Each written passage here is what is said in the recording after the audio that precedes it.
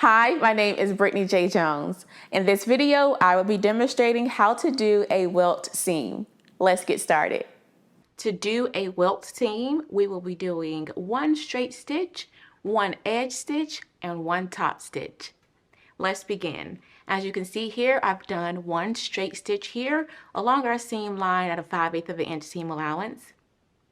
Next, what you want to do is open up your seam, and we are going to press it to one side.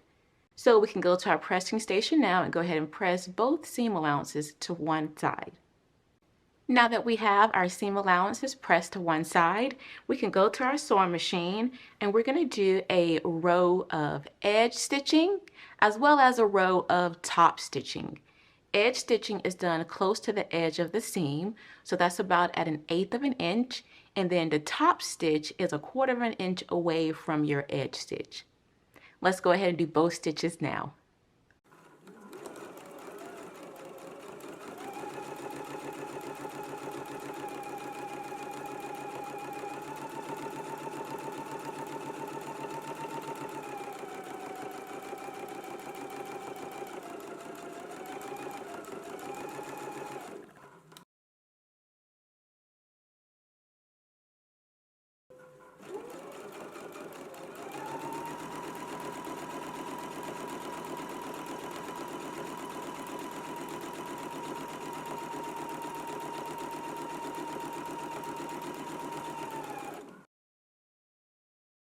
I've just done both of my stitches. The first one here is the edge stitch. The second one is the top stitch. Again, that's 1/4 of an inch away from the first stitch.